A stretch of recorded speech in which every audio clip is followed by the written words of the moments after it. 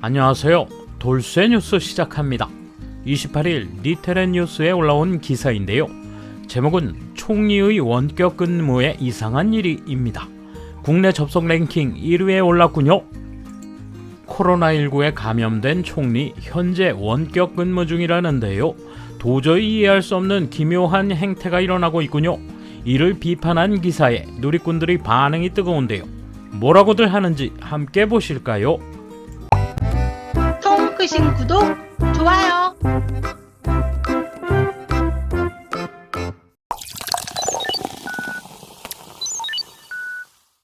정부는 21일 총리가 코로나19에 감염됐다고 발표했다. 총리는 기자단에게 만일의 경우에 대비해 왔다고 이야기했으며 감염 확인 후에도 원격 근무로 직무를 실시했다. 그러나 이 재택근무가 기묘하다. 그 이유는 무엇인가? 기묘한 것 1. 재택근무인데 장관, 관료가 속속.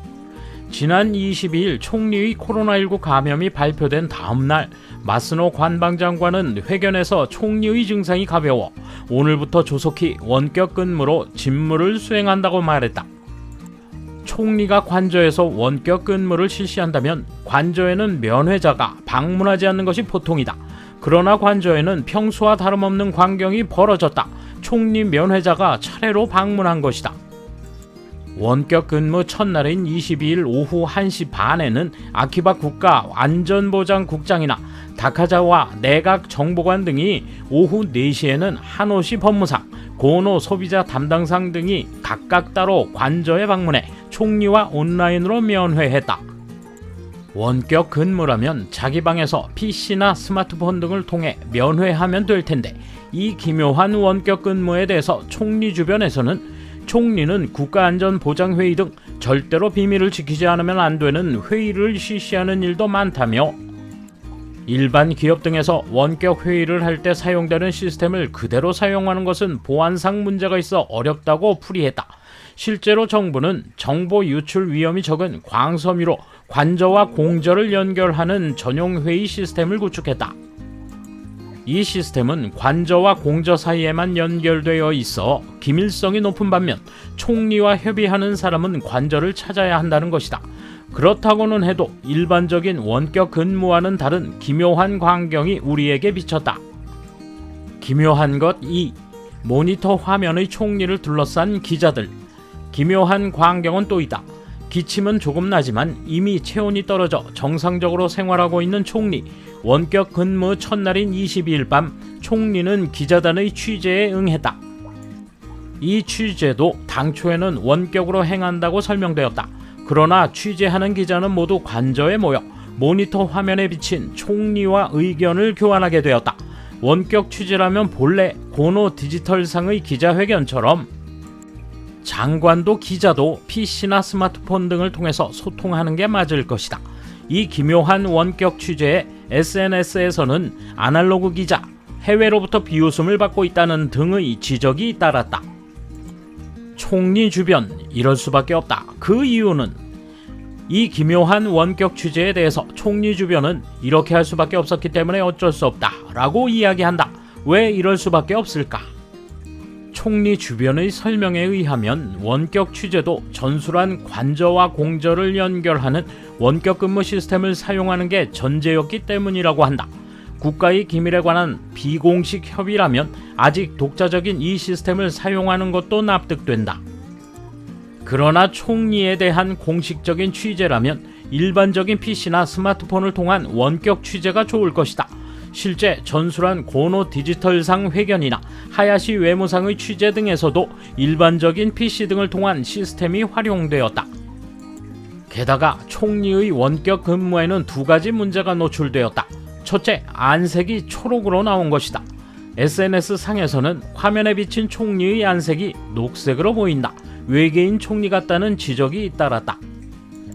일각에서는 커튼이 총리의 안색을 나쁘게 만든 요인이라는 지적도 나온다. 또한 조명 등 여러 가지 반사가 일어나므로 어쩔 수 없다는 등의 해명이 나왔다. 한 관저 관계자는 이런 예상을 못했다며 개선 작업 중임을 밝혔다. 두 번째 문제는 근무 시간이 길어졌다는 정부 관계자의 솔직한 목소리가 나왔다는 것이다. 원격 근무는 원래 혼자 스스로 완결하는 것이지만 총리의 업무 행태는 그렇지 않았다. 총리는 혼자 못하는 일도 많다 보니 도와주는 사람이 공저에 드나들었다. 그때마다 소독 등의 조치가 필요하기 때문에 대기 시간이 늘어나는 등 관료들의 근무 시간이 길어지고 있다. 총리에게는 익숙하지 않은 업무 형태라 관료들의 보조는 어쩔 수 없을 것이다. 그러나 앞으로는 총리의 원격 근무라도 필요 이상으로 관료의 근무 시간이 길어지지 않도록 총리 본인의 숙련이나 연구가 필요하지 않을까. 총리의 원격 근무는 30일까지 계속될 전망이다.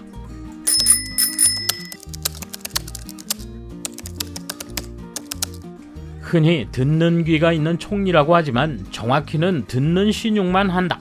듣는 귀란 진심으로 받아들이고 생각하고 행동할 때 의미가 있다. 맡겨도 불안하기만 하고 일본을 구할 수 있다고는 느껴지지 않는다. 오랫동안 전국에 자민당 지지가 뿌리 내리고 있는 것은 사실이고 고령자도 자민당밖에 모르니 자연스럽게 자민당의 표가 몰린다. 사건이나 소동을 다소 일으켜도 자민당이 무너지지 않는다는 자신감은 여기서 나온다. 아직 반대표는 적고 다음 선거 때까지 어떻게 그 반대표를 확장시킬지는 국민 손에 달려있다. 그러나 상상 이상으로 자민당의 벽은 높다는 것도 알아야 한다. 총리가 원격 근무를 하는 상황에서 감염 현황의 전수 파악을 그만두겠다는 결정은 뭔가 모순인 것 같다. 전수 파악은 모든 코로나 확진자를 관리해 바이러스 확산을 막고자 하는 것이다. 그러나 새롭게 결정된 건 중상자만 파악하면 된다는 것이고 확진자 전원을 파악해 관리하는 걸 그만두겠다는 생각이다. 만약 총리가 그렇게 하겠다면 감염 대책을 강구한 후에 정상적으로 근무하면 된다고 생각한다. 듣는 귀는 갖고 있지만 행동은 하지 않는다. 완전히 기대에 어긋난 총리와 외무상이다. 그 덕에 어떻게 안 될까 하는 상당한 기대를 한국과 중국이 하고 있지만 미국의 견제를 받는다면 미일 동맹은 어떻게 할지? 일을 하지 않는 내각이다. 게다가 매스컴이 비판하지 않는 건 왜 그런가? 스가시 때는 비판의 폭풍이었는데 말이야. 언론도 그렇게 일을 하니 통일교를 파고드는 것도 무뎌질 것만 같다. 정말 쓸모없는 언론과 내각의 이중주다. 경찰 조직에서도 줌 등을 이용해 상당히 엄격한 제한이 있습니다. 고도의 내용을 다루는 온라인 회의 때는 전용선, 즉 외부와 차단된 통신망을 사용하여 이루어집니다. 다만 이러한 전용선은 접속 가능한 단말기가 증가할수록 침입 위험이 증가하므로 자연스럽게 접속자 수가 한정됩니다. 총리 관저에 설치된 전용선도 마찬가지여서 리스크 관점에서 마구 돌릴 수는 없으므로 가까이에 접속 환경이 없는 사람은 자연스럽게 관저를 찾게 될 것입니다.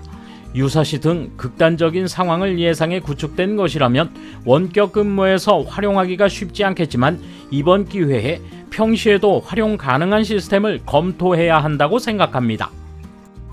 우리는 정말로 기시다 총리를 선택한 걸까? 원래 자민당에서 총재를 뽑을 때 투표한 사람들은 통일교 신자나 덴츠 관련자, 대기업 사람들 등 이른바 끈끈한 관계자들 뿐이다.